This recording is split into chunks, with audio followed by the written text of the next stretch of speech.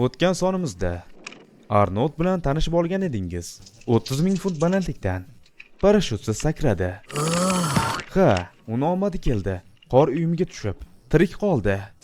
Ammo bu uzoqqa cho'zilmaydi. Arnold, vahima qilma. Asosiysi o'zingni qo'lga ol. Fuzzi gumbazini yaqiniga qulading. Bu yerdagi eng sovuq joy. Bu yerda harorat ba'zan Selsiy bo'yicha -89 darajaga yetadi.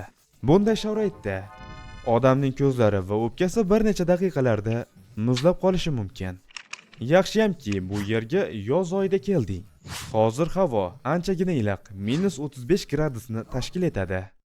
Sening tanang bunday sharoitda har yarim soatda 1 darajaga soviydi. 1 soatga qolmay mushaklaring qisqarishni boshlaydi. Yo'qotilgan issiqlikni tiklash uchun titrab, keyin esa dahshatli vahima xurujini his qilasan. Oyoq-qo'llaring esa sovuqdan yorila boshlaydi. Keyin esa tashqi qon tomirlari torayishni boshlaydi. Qon tananing ichki qismiga yo'l oladi. Eng muhim a'zolarni issiq saqlash uchun titroq tez orada o'tib ketadi va sovuqni avvalgidek his qilmaysan. Hoy, Arnold, bo'shashma. Bu shunchaki aldamchi tuyg'u. Eng qizig'i endi boshlanadi. Yanada kuchliroq xuruj birozdan so'ng boshlanadi. Taning halokatga uchrayotgan Boeing samolyoti kabi silkinishni boshlaydi. Shundan so'ng gormon va endorfinlar ta'sirida giyohvand modda iste'mol qilgandek holatni his qilasan. Bu esa ongning xiralashi va albatta muvozanatni yo'qotishga olib keladi. Arnold, ahvoling qanday? O'ta kuchli gipotermiya chegarasidasan. Tanang o'zini isitish uchun so'nggi urinishlarini to'xtatadi. Bir lahzadan so'ng hushingdan ketasan.